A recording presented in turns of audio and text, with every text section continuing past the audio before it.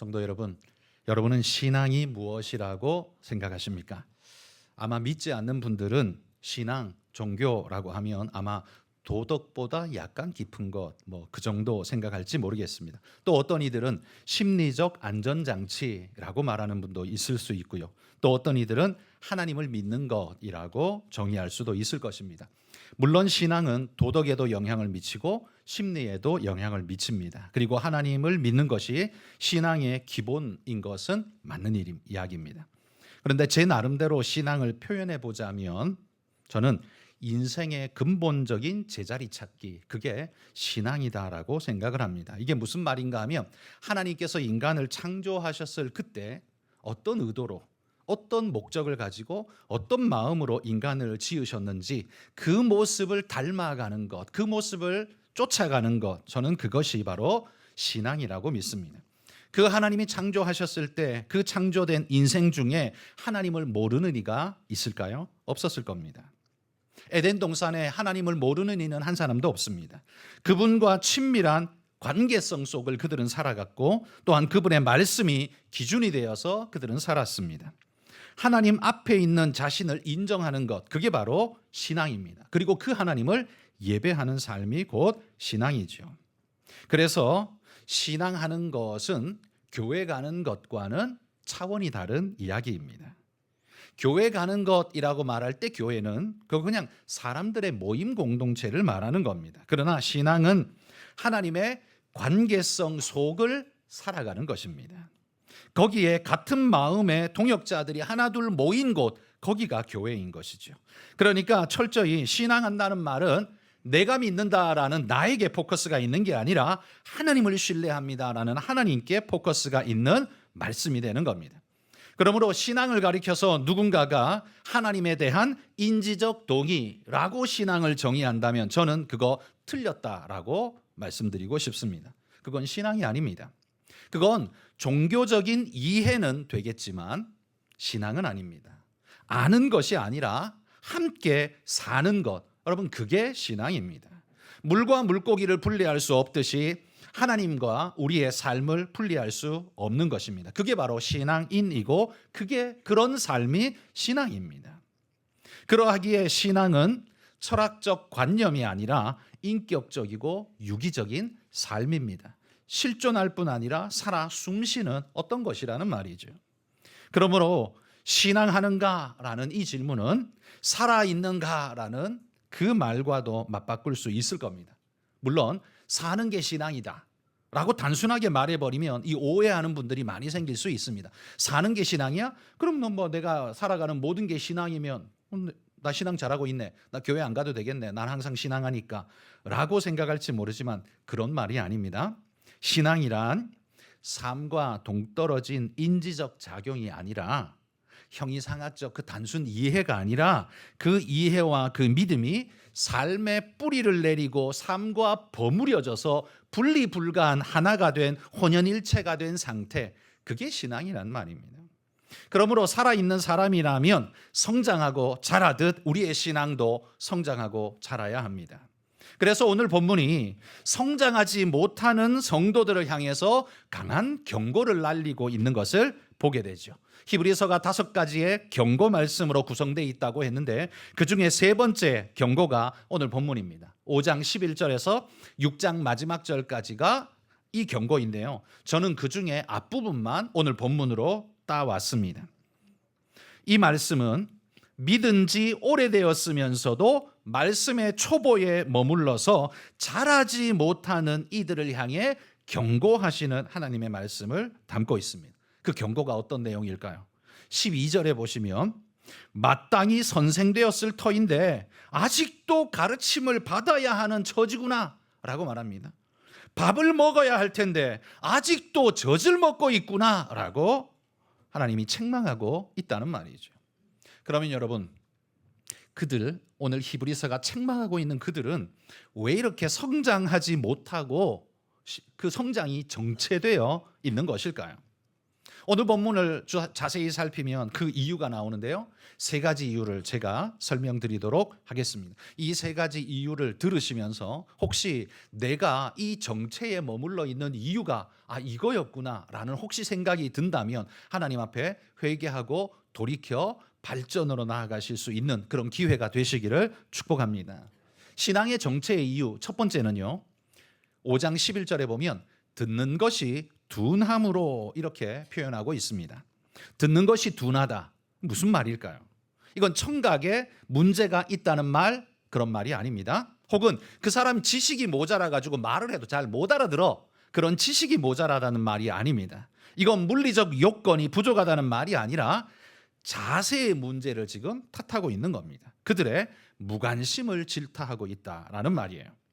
여러분, 신앙에 무관심한 분들은 왜 무관심할까요? 말 그대로 거기에 마음이 없기 때문이겠죠. 또 그러다 보니 거기 마음이 없으니까 관심사 다른 데로 돌려서 다른 것에 더욱 관심 갖고 창념하게 됩니다. 결국 따지고 보면 우리가 무관심한 이유는 사실 말씀을 몰라서가 아니라 알 필요를 못 느끼고 또 다른 것이 더 좋아 보이기 때문에 우리는 무관심하게 되는 겁니다. 여러분, 일례로 창세기에 나오는 에서를 한번 생각해 보십시오. 에서는요 지금부터 약 4,000년 전의 사람입니다. 4,000년 전이면 우리 고조선도 건너갈 만한 이야기죠. 그러니까 한마디로 수렵과 채집의 시대라고 할 수 있는 그때의 사람이에요. 그 시대의 신랑감 1위의 덕목은 강함이었습니다. 꽃미남, 이런 건 집안 사람 다 굶길판이고 이런 건 그때 미덕이 아니죠. 꽃미남은 미덕이 아니고 무조건 우락부락, 강력, 이게 미덕인 신랑감 1등입니다. 그래서 에서는 신랑감 1등의 사람이었죠. 아마도 이삭의 가족이 굶지 않았던 것도 에서 때문이 아닐까라는 생각도 가져봅니다.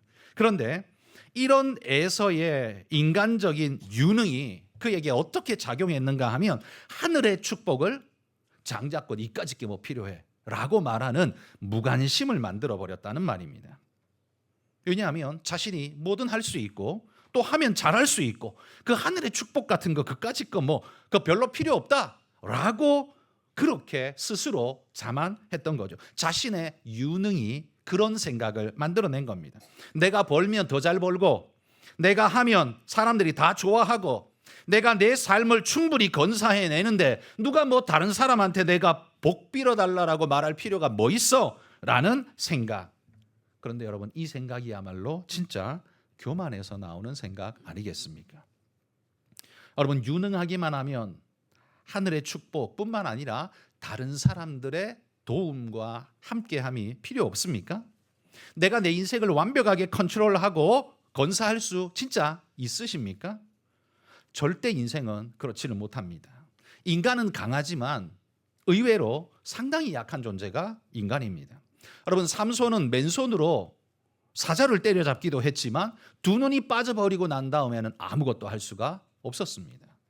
여러분, 아무리 똑똑한 사람도요 천재적인 머리를 가지고 있어도 그의 뇌에 흐르는 뇌신경이나 혹은 핏줄 하나만 끊어져도 그는 반신불수가 될 수밖에 없고 아무것도 하지 못하는 자가 될 수밖에 없을 겁니다.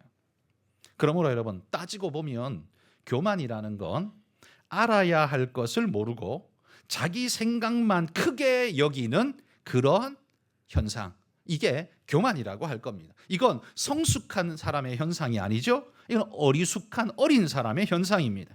인생에 대해 진짜 성숙한 사람은요 절대로 장담하지 않습니다. 큰 소리 치지 않습니다. 그래서 교만하지 않습니다. 결국 그렇게 따져보면 우리는 교만이 그 사람의 능력 있는 사람이 교만하다라고 생각해서 교만은 능력과 연관된다고 생각하지만 제가 생각할 때 교만은 무지와 연관됩니다.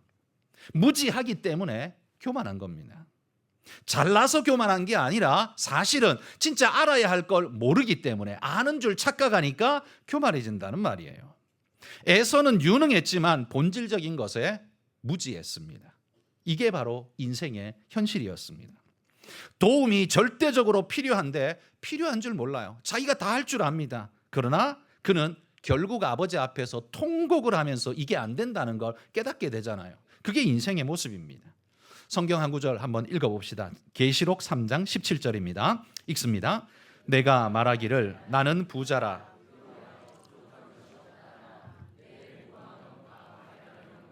가난한 것과 눈먼 것과 벌거벗은 것을 알지 못하는도다. 이 말씀은요, 하나님이 라오디게아 교회를 향해서 하신 말씀입니다.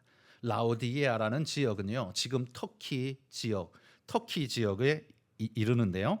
이 라오디게아라는 지역이 고대 무역로의 교차로점에 위치해 있어서 많은 상인들이 오고 가는 곳이었습니다. 그렇다면 그곳에 무엇이 많겠습니까? 여러분, 부산, 항구도시, 항만을 통해서 외국과 교류를 하죠. 그래서 물질이 들어오고 돈이 들어오는 통로가 바로 그 항구입니다. 외국과 접촉하고 연결되는 바로 거기. 고대 무역로에 자리하고 있다면 모든 물류가 반드시 거기를 거쳐가야 하고, 그렇기 때문에 거기에서는 모든 물질들이 모이는 상업과 금융의 중심지 역할을 할 수밖에 없습니다. 라오디게아가 그런 도시였다는 말이죠. 그래서 도시 재정이 매우 튼튼했습니다. 뿐만 아니라 섬유 산업이 발달했는데 이곳에는 독특한 특산물이 있는데 그게 뭐냐면 검은색 양모입니다. 검은색 윤기 나는 양모가 여기에 특산물이라서 이 양모는 다른 양모보다 훨씬 더 비싼 값에 팔리기 때문에 아주 많은 부를 누릴 수 있는 혜택이 주어졌습니다. 뿐만 아니라 이 라오디게아는요, 유명한 의과대학이 있었는데 특별히 여기에 안질 치료에 탁월한 효과를 내는 안약을 생산하는 것이 바로 그 라오디게아였습니다. 그래서 많은 사람들이요, 눈을 치료하기 위해서 라오디게아로 모여들고 그 안약을 사기 위해서 수많은 사람들이 돈을 싸들고 와서 그 안약을 사려고 난리를 칠 수밖에 없는 거죠. 그러니 가만히 앉아 있어도 돈이 몰려오는 거 얼마나 부유한 도시입니까? 그런데 성경이 그들에게 이렇게 말합니다. 이 물질적 부요와 도시적 번성에 취해서 너 자신의 영적 빈곤과 영적 자기 기만을 너는 알지를 못하는구나, 감지를 못하는구나 라고 말씀합니다. 그들은 삶이 괜찮으니 영적인 것도 괜찮다라고 생각을 했던 것 같습니다. 이게 바로 듣는 것이 둔한 자의 표상입니다. 여러분, 듣는 것이 둔한 건 귀가 어둡다는 말이 아니라 마음이 어둡다는 겁니다. 그게 영성이 어둡다는 이야기예요. 그러니까 자신이 물질적으로는 부유한데 내 영혼은 지금 메말라 죽어가고 있다는 걸 보지 못하는 겁니다.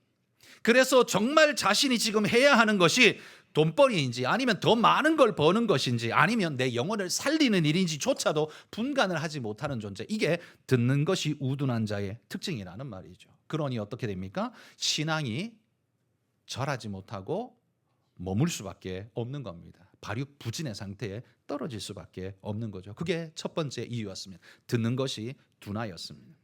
두 번째 이유는 5장 13절에 보면 의의 말씀을 경험하지 못했기 때문에 그가 영적으로 둔해졌다고 말합니다. 여러분, 의의 말씀을 경험하지 못했다, 이 말은요, 영적 경험 자원이 없다라는 말로 바꿀 수 있을 겁니다. 여러분, 에서는 영적 경험 자원이 없었습니다. 왜 없었을까요? 하나님이 야곱만 영적 경험을 주고 에서에게는 안 주셨을까요? 에서는 아버지 앞에 탄식할 때 그런 식으로 아마 탄식했을 겁니다. 하나님은 왜 야곱한테만 주고 나한테는 안 주시는 겁니까? 라고 탄식했을지 모릅니다. 그러나 여러분, 에서에게 왜 영적 경험 자원이 없냐 하면 하나님이 안 주신 게 아닙니다. 그 또한 그의 영적 무관심 때문에 발생한 일입니다. 하나님이 말씀하셔도 듣는 것이 둔하여 들리지를 않습니다. 거기 관심을 갖지를 않습니다. 하나님이 역사하셔도 그게 하나님의 역사인지를 모르고 그냥 스쳐 지나갑니다. 또한 하나님의 관심이, 그의 관심이 이 무관심에만 있는 게 아니라요, 다른 데 관심을 두고 사냥하러 다니고 못하고 자기가 잘할 수 있는 것만 뽐내는 것에만 열심히 집착하다 보니 정작 자신의 해야 할 것과 하나님이 보여주시는 것에는 무관심하게 스쳐 지나가다 보니 그 하나님이 주시는 영적 자원이 자기 안에 누적되고 쌓일 겨를이 없어진 겁니다. 하나님이 말씀하시는 것은 하나도 안 들리는데 돈 되는 것, 힘이 되는 건 귀가 쫑긋합니다. 그래서 하나님이 영적 경험을 주시는 그 순간에 얼굴을 돌려버립니다. 다른 것에 마음을 쏟아버린다는 말이죠. 여러분, 그래서 우리 그리스도인들이 큐티를 열심히 하셔야 됩니다. 큐티가 뭡니까? 경건의 시간 훈련하는 거지요. 이 경건의 시간은 보통 한마디로 조용히 자기를 돌아보고 말씀 깊이 들어가는 겁니다. 들어가서 뭘 하게요? 하나님 말씀을 읽는 것만 하는 게 아니라요, 오늘 하루 내 삶에 하나님의 발자국이 어디에 있었는가를 찾아보는 겁니다. 하나님이 내게 오셔서 역사하셨는데 내가 모르고 스쳐 지나가 버린 그 하나님의 흔적을 다시 한번 찾아보는 겁니다. 아, 하나님 그랬군요. 내가 그거 놓쳤군요. 그리고 그 은혜 속에서 다시 한번 내게 뭐라고 말씀하시는 건지를 들어보는 겁니다. 그런 경건의 시간을 가지는 사람은요, 이제는 지난번에는 흘러 지나갔지만 그 다음에 하나님이 찾아오실 때에는 하나님의 역사를 바로 깨닫고 그걸 붙잡고 아멘 하는 그런 믿음의 사람이 될 수 있습니다. 그때 여러분, 우리가 영적으로 얼마나 성장하게 될지를 생각해 보십시오. 스쳐 지나가는 자와 그걸 아멘으로 붙잡는 자의 신앙의 차이는 어마어마하게 차이가 날 수밖에 없다는 겁니다. 그런데 사탄은요, 바로 그런 우리를 유혹하여서 하나님의 은혜가 임하지 못하도록 하는 바로 그 일에 사탄은 모든 걸 쏟습니다. 영적인 은혜가 임하는 순간 사탄은 뭘 할까요? 하나님이 부어주시는 은혜의 손을 꺾지는 못합니다. 사탄은요, 하나님이 부어주시는 은혜의 손을 꺾지는 못해요. 사탄은 절대 하나님께 도전할 능력이 없는 존재예요. 그 대신 뭘 하냐 하면 하나님이 은혜를 부어주실 때 그 밑에서 그걸 받아야 할 우리의 관심과 생각을 딴 데로 돌려버립니다. 뭐예요? 돈 밀어넣고, 친구 밀어넣고, 놀이 밀어넣고. 그래서 어떻게 해요? 하나님이 붓는 것을 받으려고 쳐다보는 게 아니라 딴 데 관심을 가지고 떠나가 버리도록, 딴 데 가버리도록, 그래서 은혜가 땅바닥에 떨어지도록 그렇게 만드는 것이, 그게 마귀가 하는 짓이라는 말이죠. 돈으로, 향락으로, 권세로 마귀는 항상 우리를 유혹합니다. 그리고 우리는 너무 약해서 거기에 너무 쉽게 무너집니다. 여러분, 이런 자들에게는 하나님의 기회가 주어졌는지를 모르고 하나님이 기회를 주셔도 자기에게 기회가 왔었는지도 모른다는 겁니다. 이런 모습을 두고 히브리서 2장에서 흘러 떠내려가지 않도록 주의하라고 말씀했습니다. 여러분, 설교 기억나십니까? 제가 흘러 떠내려가다라는 단어를 헬라어로 파라레인이라고 설명하면서 파라레인이라는 단어를 설교 시간에 굉장히 많이 썼었습니다. 그냥 기억하시라고. 파라레인, 흘러 떠내려가다. 이게 뭐라고 했어요? 배가 항구에 와서 그 부두에 계류주에다가 밧줄을 묶는데 잘 묶어야 되는데, 해서 꼭꼭 묶어야 되는데 그러지 않고 그냥 밧줄 한 2번 돌린 다음에 묶지도 않고 내버려 둔 거예요. 그냥 휘휘 감아놓고 그냥 내버려 둔 거예요. 그러니까 어떡합니까? 자꾸 풀리는 거죠.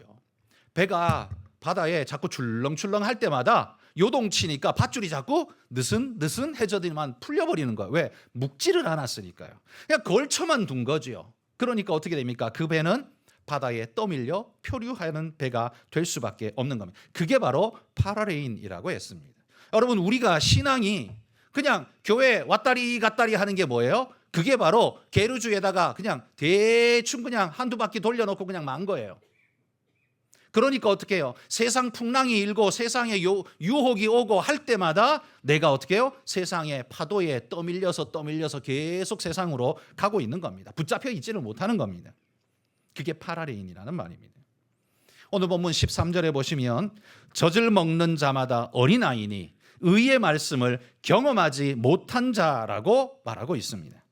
그러니까 단단한 음식을 먹어야 성장하고 장성하게 되는데 그걸 못하니 의의 말씀을 경험하지 못하게 되는 거예요. 여러분, 이 말은 뒤집어서 말해보면 의의 말씀을 경험하려면 단단한 음식을 잘 씹어서 소화해야 된다. 저작 활동을, 씹는 활동을 잘해야 한다는 말이에요.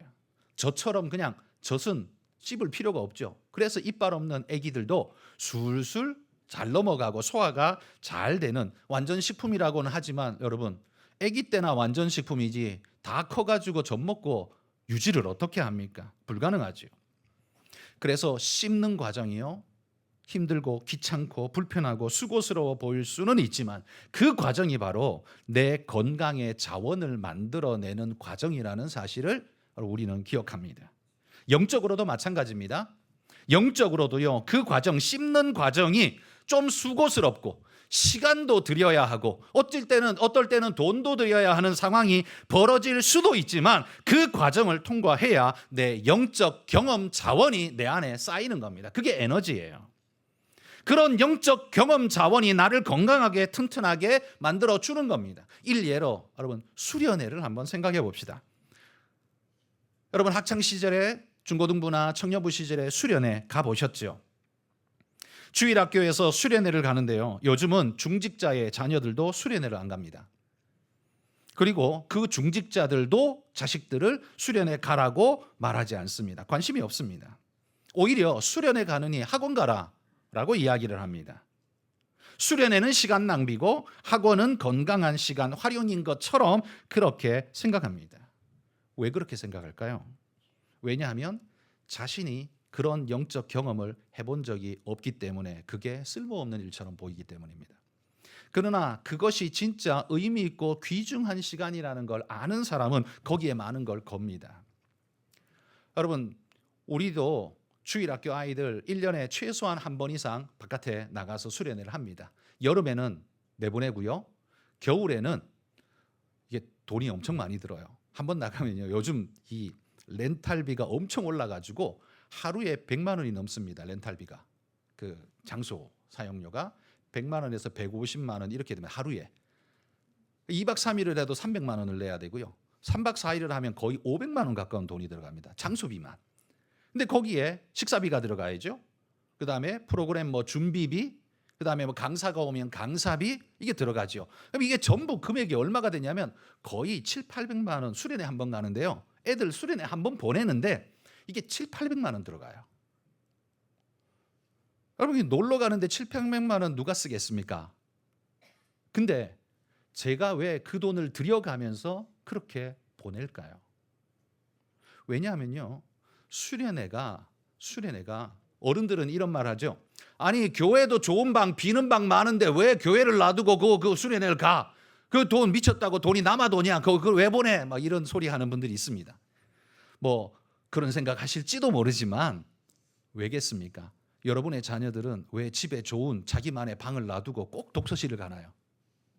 이유가 뭡니까?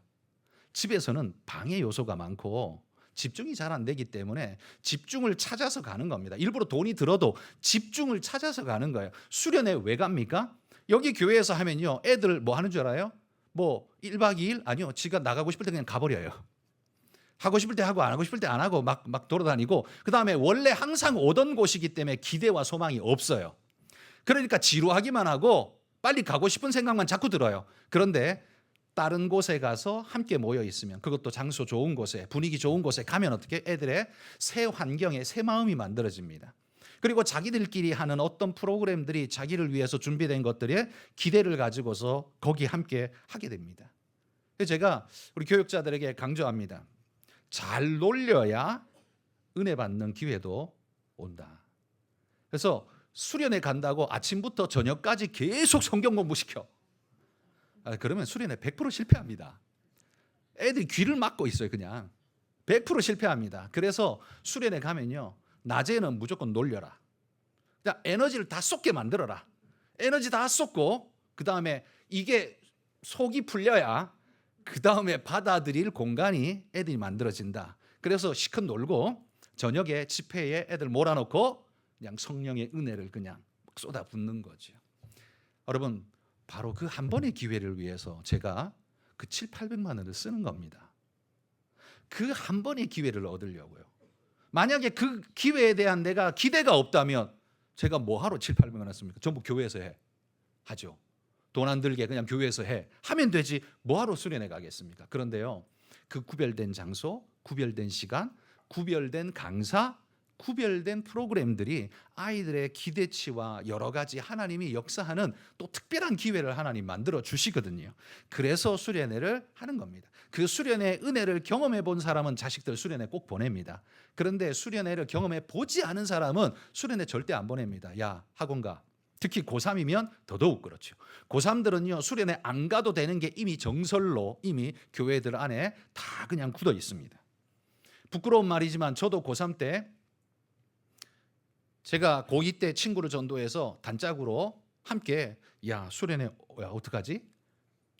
흔들렸습니다, 처음에. 그래서 첫날 바로 안 따라갔어요. 첫날 출발하는데 안 따라갔어요. 왜냐하면 제 친구도 불교 집안에 제가 전도회는 얘 수련회 가면 집에서 난리 날 게 분명하니까 자기도 못 가겠다는 거예요. 그러니까 나만 가서 뭐 하지? 이런 생각도 드니까 되게 마음이 많이 흔들렸어요. 가고는 싶었지만. 그래서 안 갔어요. 첫날 안 갔습니다. 그런데 그날 독서실에 갔는데 공부가 한 개도 안 됐습니다. 마음은 영혼은 거기 가 있고 내 몸만 여기 있는데 펜만 이러고 있는 거예요. 이거 분신사바 옛날에 애들 하는 거죠. 나 혼자 이러고 있는 거예요. 그래서 이거 아무것도 안 되겠다 하고는 바로 그 다음날 아침 해 뜨자마자 바로 그냥 차 타고 쫓아갔습니다. 그리고 수련회 참여했습니다. 여러분, 수련회 안 간다고 공부 안 합니다. 그리고 오히려 시간을 써야 나머지 시간이 아까워서라도 에너지를 더 쏟아붓습니다. 하나님의 은혜를 경험해야 왜 공부해야 하는지가 더 선명해지면 짧은 시간에도 훨씬 더 효과적인 공부를 하게 됩니다. 그래서 여러분, 수련회 보내셔야 돼요. 그 3일 안 보낸다고 여러분 자녀들의 인생에 빛이 나는 게 아닙니다. 오히려 빛을 끌 수 있습니다. 그 아이들이 하나님을 만나야 인생에 빛이 납니다. 그런데 그 기회를 부모가 불안 때문에 그걸 꺼버린다면 안 될 일이죠. 여러분, 이겨내시기를 바랍니다. 여러분, 씹어야 삼킬 수 있죠. 저작 활동을 해야 소화가 가능합니다. 마찬가지로 은혜의 자리에서 은혜를 경험해야 은혜를 누리지 않겠습니까? 그러나 그걸 모르는 학부모들과 학생들은 이렇게 말합니다. 아니, 굳이 수련회를 왜 가야 돼? 왜 굳이? 라고 이야기합니다. 여러분, 영적 저작 과정을 무시하고는 먹을 수 있는 게 젖밖에 없습니다. 씹는 과정이 절대 필요 없는 가장 쉽고 편안한 것만 받아들이는, 칭찬받는 거, 재미난 거, 이런 건 저지잖아요. 힘들지 않고 누구나 좋아하는, 그냥 술술 소화되는 거. 그러나 순종, 충성, 헌신, 섬김, 이건요 꼭 씹어 삼켜야 하는 저작 활동이 반드시 있어야 되는 소요되는 것입니다. 여러분, 이런 분명한 깨달음이 없이 에서처럼 이걸 무시하면 이 영적 무시가 영적 경험 자원의 부재를 만들어내는 겁니다. 그래서 50년 교회 다녀도 60년 교회 다녔는데 영적 경험을 해본 적이 없으니 자녀들에게 영적 경험을 해야 한다고 말도 못하는 겁니다. 대학 간 후에 교회 가라. 직장 가서 안정되고 나면 교회 가라. 지금은 돈 벌어야 될 때니까 열심히 돈 벌고 나중에 은퇴하면 교회 봉사 네가 몰빵으로 해라. 될 것 같습니까? 절대 안 됩니다. 여러분, 하나님이 기회 주실 때 여러분 도전하시기를 축복합니다. 저작 활동은 씹어야 하는 수고가 있지만, 그러나 그것을 통해 여러분이 살아나갈 건강한 에너지원을 공급해 줄 겁니다. 이거 한다고 뭐가 나올까 싶은 생각이 들지 모르지만 여러분, 하나님 믿고 그냥 한번 해보십시오. 나중에 지나고 나면 내 안에 쌓여있는 에너지원을 발견할 수 있을 겁니다. 여러분, 바로 이 겨자씨만한 믿음의 유무가 신앙의 다음 단계를 결정하는 거예요. 20년 전이나 지금이나 한 걸음도 내가 나아가지 못한 이유는 뭘까요? 그 이유는 분명합니다. 내가 발을 내디뎌 본 적이 없기 때문입니다. 풍랑이는 바다 위로 발걸음을 내딛는 것, 하나님의 명령 앞에 베드로가 그 말씀을 받았을 때 그 배 안에 있는 모든 11명의 다른 제자들이 머릿속에 무슨 생각이 들었을까요? 그건 미친 짓이다. 아마 생각이 들지 않았을까요? 사람이 바다 위를 어떻게 걸어? 라는 생각부터 했을 겁니다. 여러분, 12제자 중에 바다 위를 걸은 사람은 베드로밖에 없습니다. 나머지 제자들은 전부 물리학에 정통한 자들이었습니다. 사람은 절대로 바다 위를 걸을 수 없다. 그렇죠? 사실이잖아요. 그러면 베드로는 그 물리학을 몰랐을까요? 뱃사람인데 사람이 물 위를 걸을 수 없다는 걸 베드로는 몰랐을까요? 당연히 알았죠. 근데 어떻게 걸었을까요? 그 물리학보다 더 크신 하나님을 바라보고 마음을 거기에 걸었기 때문입니다. 믿음을 걸었기 때문입니다. 바로 이게 신앙의 차이를 만듭니다. 다른 게 아닙니다. 그 작은 결단의 차이가 여러분의 오늘과 내일을 현격하게 차이를 만들어 낼 겁니다. 내가 왜 믿음이 이 모양 이 꼴로 항상 나는 그렇지? 대답은 항상 똑같습니다. 하나님이 초청하실 때 한 걸음도 내디뎌 본 적이 없기 때문입니다. 바다 위로 발을 내디뎌라, 내가 붙잡아 주마라고 할 때 한 번도 내디뎌 본 적이 없기 때문입니다. 성도 여러분, 여러분과 여러분의 자녀들이 그 안에 영적 경험 자원이 풍성하게 쌓여질 수 있기를 소망합니다. 여러분 안에 에너지가 있어야 여러분이 영적으로 살아갈 능력이 나타나게 되는 겁니다. 그냥 마음만 가지고 되는 게 절대로 아닙니다. 여러분 안에 영적 에너지를 쌓으십시오. 의의 경험이 여러분 안에 많아지게 만드십시오. 그러려면 거기에는 수고가 따르고 반드시 저작 활동, 힘겹고 수고롭고 돈 들고 시간 드는 일이 발생하겠지만 거기에 걸어보십시오. 그러면 나중에 차원이 다른 여러분 인생을 살아가게 될 것입니다. 세 번째, 마지막으로 우리의 영적 둔감이 왜 옵니까? 다른 터를 자꾸 닦으려 하기 때문에 성장이 일어나지 않는 겁니다. 여러분, 우리가 귀가 얇아서 혹은 확신이 없어서 누가 뭐라고 하면 하나님 받은 말씀 가지고 나갔다가 누가 뭐라고만 하면 금세 그냥 사라져버리고 그런가 하고 그냥 거기에 끌려다니는 그런 사람이 된다면 절대로 성장할 수 없겠죠. 여러분, 세상에도 이런 말이 있지 않습니까? 한 우물을 파라라는 말이 있죠. 직업도요, 이거저거 자꾸 바꾸다가는 아무것도 할 수 없는, 왜 옛날에 이런 말 있잖아요. 팔방미인 굶어 죽는다고요. 자기가 이거저거 다 잘할 수 있으니까 이것도 해보고 저것도 해보고 저것도 손대고 저것도 손대다 보니까 뭐예요? 나중에는 진짜 할 수 있는 게 아무것도 없는 그런 상태가 되죠. 그런 의미에서 저는 우리나라가 실업급여를 주는 것이 좋기도 하면서 반대로 걱정스럽기도 합니다. 왜냐하면 실업급여 좋잖아요. 내가 실직당했을 때 얼마간 유지할 수 있는 금액을 준다는 게 얼마나 사회에 귀한 안전장치입니까? 아주 좋은 일인데 문제는 이 실업급여를 받으려고 우리가 쉽게 사직을 하고 계속해서 메뚜기처럼 직장을 계속 옮겨 다닌다면 그 사람은 어떻게 될까요? 실업급여는 받겠지만 기술의 축적과 노하우가 쌓이지 않아서 그 사람은 숙련공이 될 수가 없고 그래서 그 사람은 리더가 될 수 없을 겁니다. 그러니까 다시 말해 자기 인생의 미래 리더를 그 몇 푼 안 되는 실업급여에다가 바꿔치기 한 사람, 그게 가장 어리석은 사람 아닌가요? 저는 그게 가장 어리석은 사람. 받을 수 있어요. 받은 게 나쁘다는 것도 아니고 사회적으로 우리의 안전장치로 만들어준 건 아주 좋은 일입니다. 그렇지만 거기에 우리 젊은 세대들이 그거 바라보면서 직장을 그만두는 게 쉬워지면 인생 전체가 인생이 날마다 이거 알바 인생 된단 말이에요. 여러분, 신앙도 마찬가지입니다. 조금만 실망스러운 이야기가 들리면 금방 신앙을 버리고 딴 데 기웃거린다면 절대로 우리 신앙은 성장할 수 없을 겁니다. 6장 1, 2절에 신앙의 기본적인 가르침 여러 이야기를 해줍니다. 회개, 신앙, 세례, 안수, 부활, 심판. 이 성경이 가르치는 핵심적 내용들이죠. 이 가르침에 순종하라고 말합니다. 구원의 길이 다른 곳에 있는 것처럼 기웃거리면서 착각하지 말고 내 인생의 축복 근원인 그것은 내 능력에 있는 게 아니라 하나님의 은혜에서 온다는 사실을 믿고 여러분 불안감이 일어올 때 믿음으로 돌파하시기를 바랍니다. 불안감이 사실 우리를 가장 어렵게 하잖아요. 여러분의 믿음이 모든 사람이 두려워 떠는 그 불안감을 이기게 할 것입니다. 하나님이 여러분을 책임지신다면 이 불안감이라는 바다를 밟고 내가 주님께로 갈 수 있을 겁니다. 여러분이 그런 분 되시기를 축복합니다.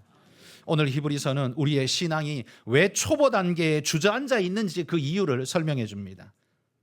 여러분은 어떻습니까? 신앙하신 지 도대체 몇 년 되셨습니까? 그런데 지금 신앙은 그때 처음의 신앙 거기에서 몇 발짝 앞서 계십니까? 오늘 이야기한 세 가지 이유 중에 여러분에게 해당되는 게 있으십니까? 여러분 회개하고 돌이켜 하나님 앞에 바로 설 수 있기를 축복합니다. 그리스도 안에서 자라가기를 소망합니다. 이를 위해서 영적 자원을 풍부하게 만드십시오. 말씀에 대해 듣는 것이 빨라서 듣는 족족이 이해되고 은혜되기를 축복합니다. 기회가 된다면 영적 경험 자원을 쌓는 곳에 여러분 많이 참여하시고 많이 가시고 많이 보시기를 축복합니다. 그래서 다니엘 기도해 보십시오. 그 은혜의 경험, 그들에게 임한 은혜의 경험이 우리에게 큰 파동을 주고 도전을 줘서 나도 하나님 붙잡겠습니다. 하나님 나도 그런 은혜를 이라는 영적 갈망이 일어나게 만듭니다. 그래서 소중한 겁니다.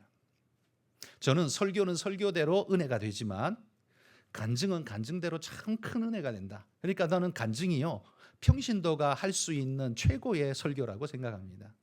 평신도가 할 수 있는 최고의 설교. 여러분 그 간증 때문에 예수 믿고 돌아온 사람 얼마나 많습니까? 설교 듣고 돌아오는 사람은 적습니다. 그냥 설교는 그냥 교회 다니는 사람을 교육하는 용도처럼 그런 느낌이 있지만 오히려 간증은요 믿지 않는 자들이 믿음으로 들어오는데 정말 소중한 통로가 됩니다. 평신도가 할 수 있는 최고의 설교를 여러분도 하실 수 있기를 축복합니다.